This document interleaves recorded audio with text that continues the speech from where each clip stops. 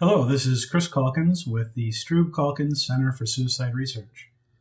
With the recent school shootings in Arizona and Oregon, the issue of allowing students and employees to carry firearms on campus has heated up once again. I'd like to take a few minutes to express my concerns on the important issue overall and, of course, in regards to suicide. The state of Texas just passed a bill that allows students to carry guns on campus, including in classrooms and residence halls. This law goes into effect on August 1, 2016, and applies to both public and private universities, although private universities may opt out. In 2017, this law will extend to community colleges.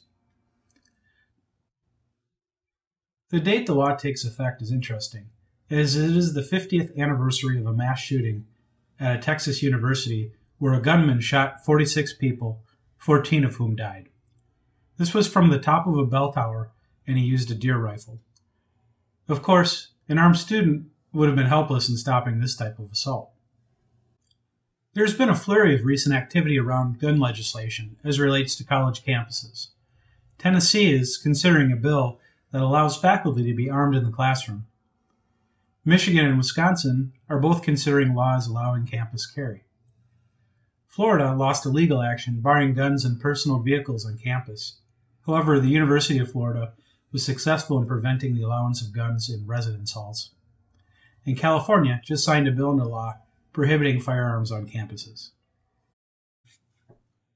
There are several unintended consequences that arise out of allowing firearms on campus. The threat of violence overall is much greater.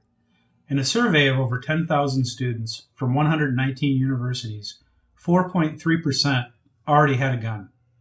Those with guns were found to have a significantly higher risk of being threatened by someone else with a gun, with 1.6% of those students reporting this. Those at risk of being threatened had the following in common: being male, living on campus, participating in binge drinking and engaging in aggressive behavior afterwards, and living in areas of the country where gun ownership overall is high. When it comes to domestic violence, during the period from 1996 to 2010, 86% of domestic murders involved guns. Assaults with firearms were found to be 12 times more likely to be fatal than other types of assaults. Law enforcement officers are at higher risk of being killed on the job when responding to domestic assaults involving guns. Between 1996 and 2010, there were 116 police officers killed in the line of duty while responding to domestic altercations. 95% of those were the result of a gunshot wound. Last, but by no means least, suicides are a major issue when it comes to firearms. The means of a suicide matter. I'll talk about this more in a few minutes. The following are facts about suicide. There are significantly more suicides than homicides. Roughly 2% of suicides involve taking the life of another person first. Even less of these are mass murder suicides. Contrary to popular belief, people with mental illnesses are much more likely to be the victims of violence rather than the perpetrators. In the United States, the murder rate has been declining for over 20 years, while suicides have been steadily increasing. Finally, a theory. Dr. Thomas Joyner, a well-known psychologist, researcher, and suicidologist, has advanced a very compelling theory. Joyner maintains that murder-suicide is primarily a suicidal event and that suicidal ideation is necessary to murder another and then suicide. It should be reiterated, however, that the overwhelming majority of suicides do not involve killing another person.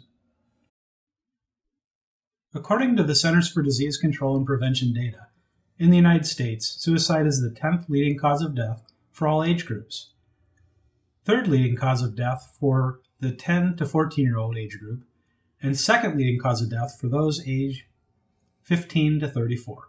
You will note on the chart that from 10 years old on, suicides outnumber homicides. It is also important to note that not all homicides are murders. For example, hunting accidents are classified as homicides even when there was no intention to kill the other person. The data is clear that legislative action requiring waiting periods, background checks, open carry restrictions, and gun locks reduce both suicides and other deaths by firearm. Nationally, 51.5% of suicides in 2013 were by firearm, and the use of a gun resulted in an 82.5 to 92% greater chance of death. Based on empirical evidence, I am making the following predictions. I sincerely hope that I'm wrong. On college campuses and among college students, assaults and threats involving firearms will increase. Homicides on campus will increase, especially amongst those students possessing guns and during domestic disputes. There will be law enforcement firearm-related casualties that otherwise would not have occurred. Completed suicides amongst college students will increase significantly.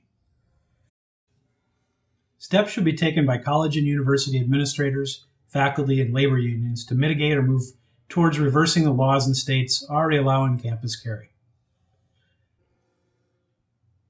In states where campus carry laws have not been passed, these same groups of people should be proactive in partnering with lawmakers, public safety, and public health professionals to put measures in place preventing the passage of campus carry laws.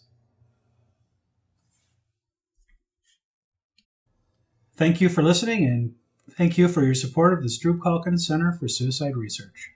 Take care and be safe.